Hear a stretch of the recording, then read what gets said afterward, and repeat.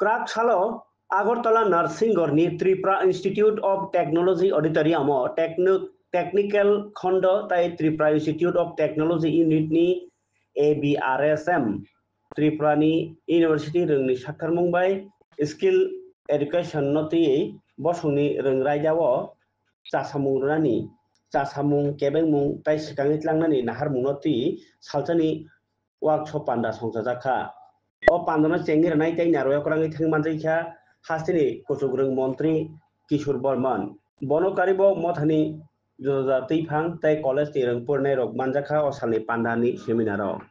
পদে যে নিযুক্তির ব্যাপার সেই নিযুক্তির ব্যাপারে ইতিমধ্যেই আমরা কিন্তু টিপিএসসির কাছে 201 একজন একটা পোস্ট যেখানে ইন্টারভিউ হয়ে গেছে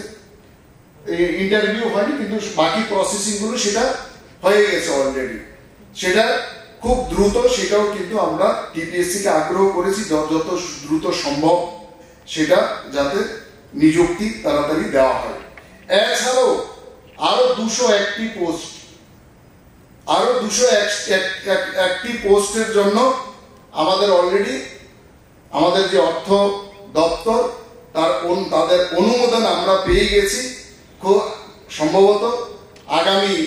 আমাদের যে ক্যাবিনেট মিটিং তারপরে 201টি পদের জন্য নিযুক্তির জন্য বিশেষ করে অ্যাসিস্ট্যান্ট প্রফেসর নিযুক্তির জন্য আমাদের ক্যাবিনেটে সেটা আসবে 16টি প্রিন্সিপাল 16টি পদে 16 জন প্রিন্সিপালের ইতিমধ্যে আমরা অর্থ মন্ত্রকের আমরা সেখানে অনুমোদন পেয়ে গেছি সুতরাং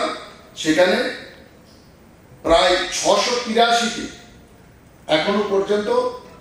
683 জন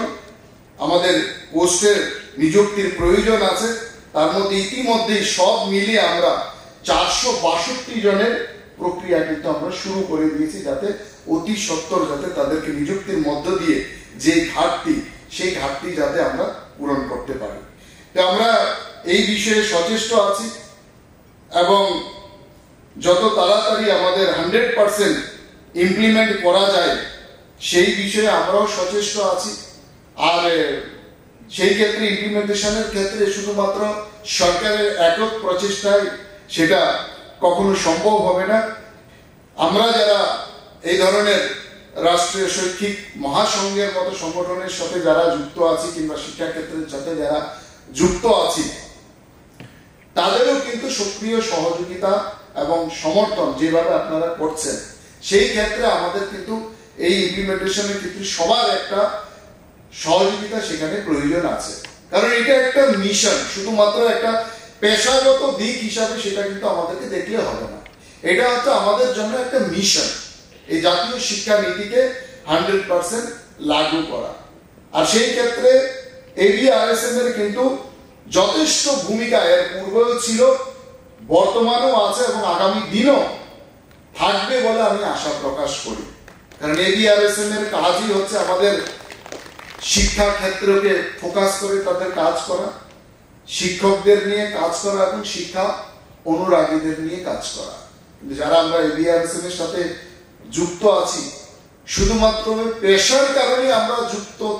এই সংগঠনের সাথে থাকবো তা কিন্তু নয় কারণ এই ABRSM এর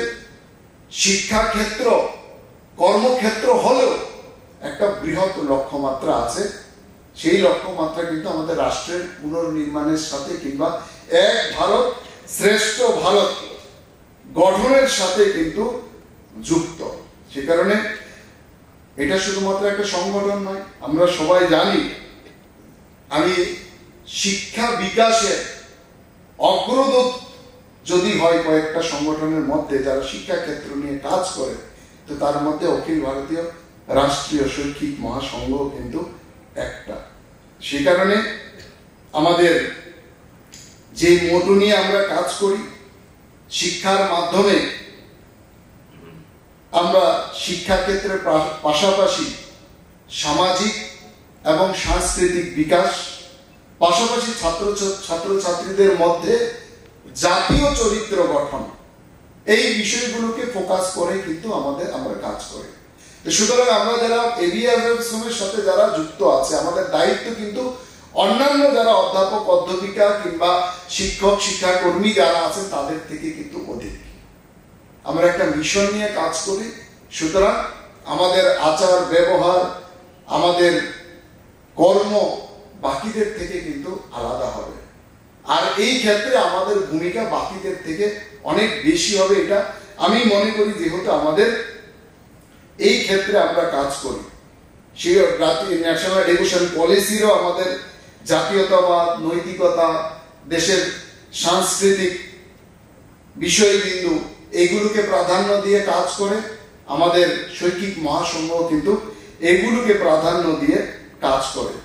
শিক্ষকদের মর্যাদা, তাদের অধিকার রক্ষা যেরকম আমাদের এই সংগঠন প্রাধান্য দিয়ে কাজ করে, জাতীয় শিক্ষা নীতিতেও কিন্তু